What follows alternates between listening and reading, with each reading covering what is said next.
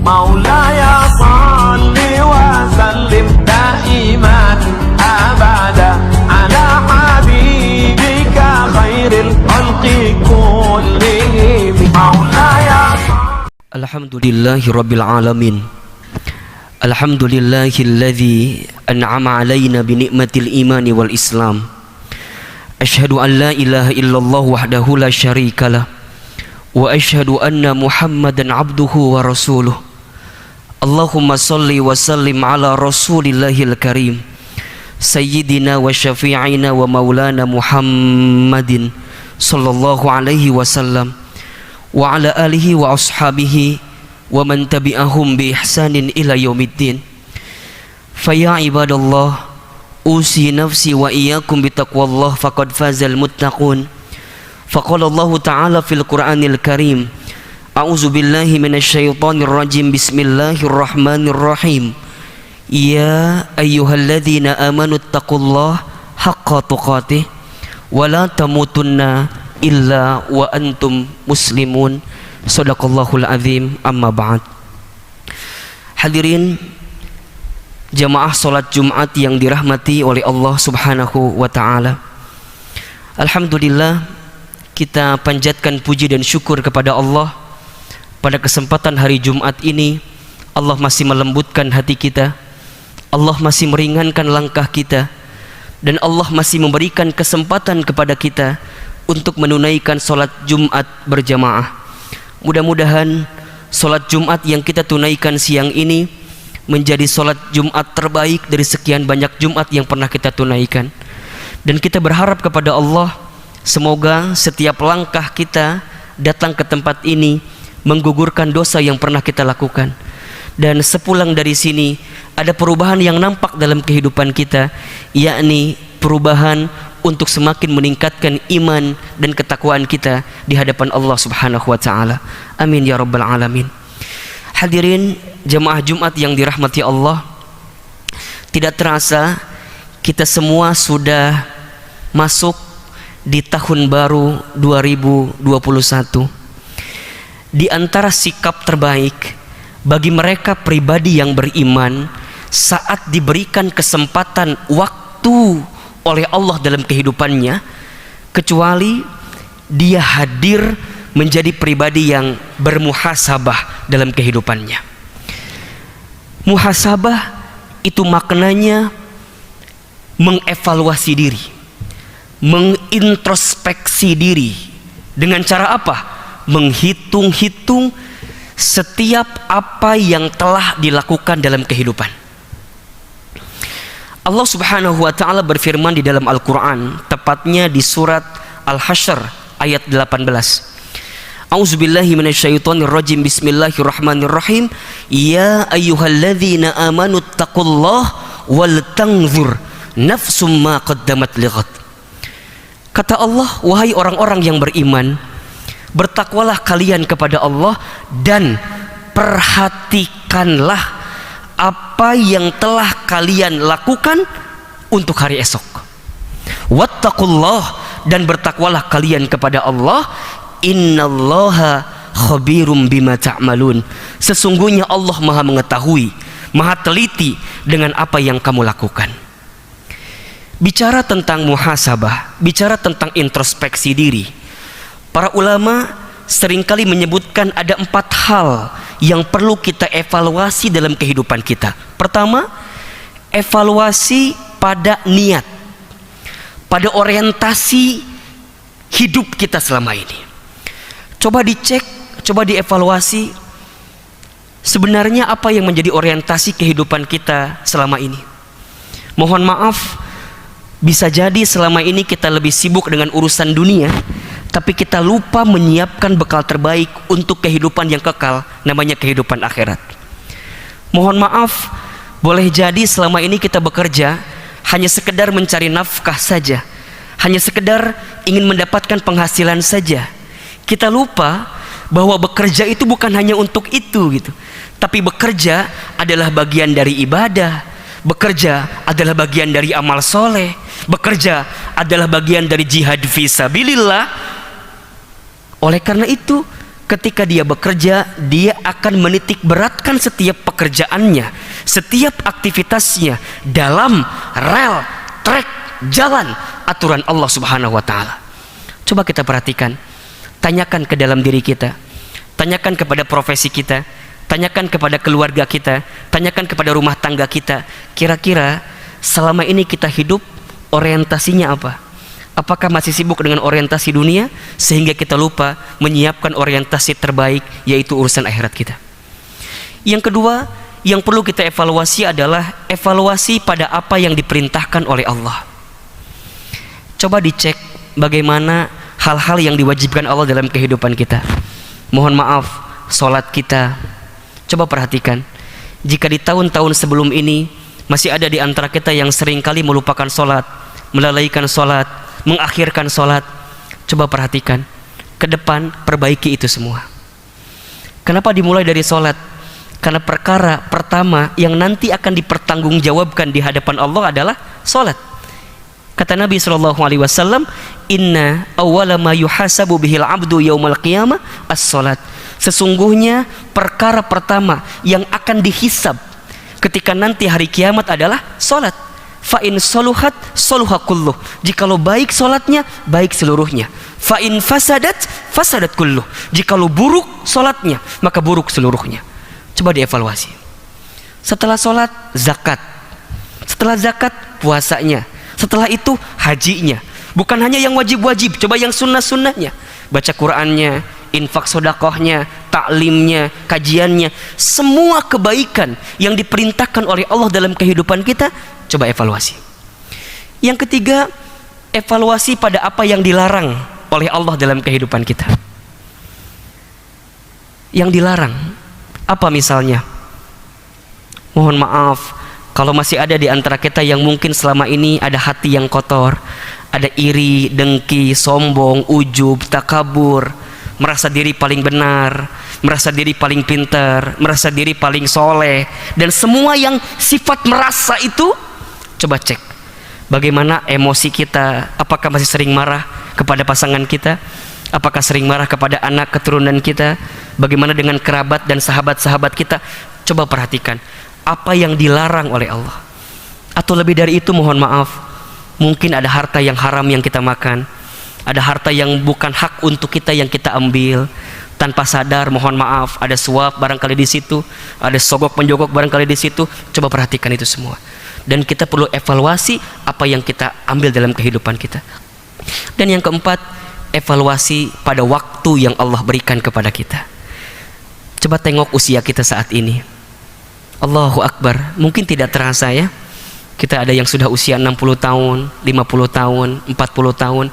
Kira-kira bekal apa yang sudah kita persiapkan dalam kehidupan kita untuk menjemput kematian kita saat kita kembali kepada Allah Subhanahu wa ta'ala.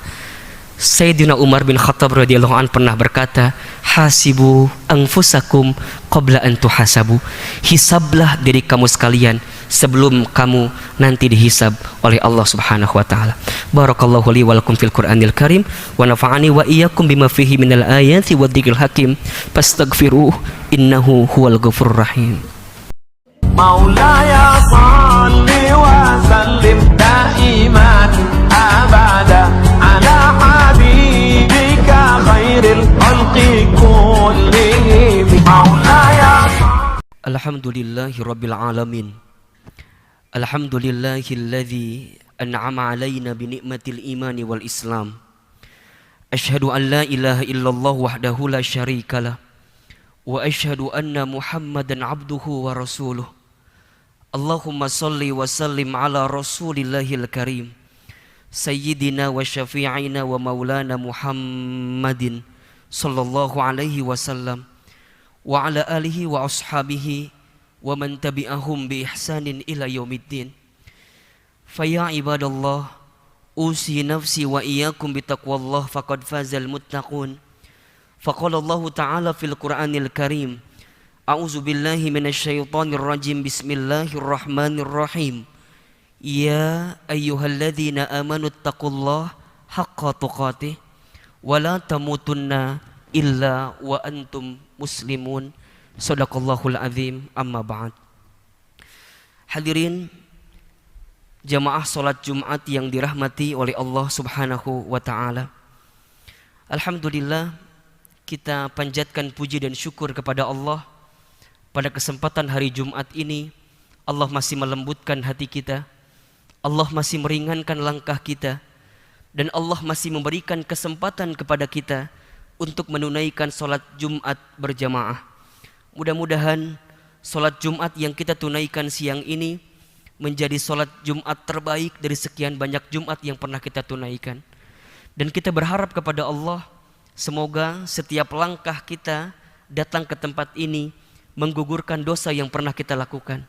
Dan sepulang dari sini ada perubahan yang nampak dalam kehidupan kita, yakni perubahan untuk semakin meningkatkan iman dan ketakwaan kita di hadapan Allah Subhanahu wa ta'ala. Amin ya rabbal alamin.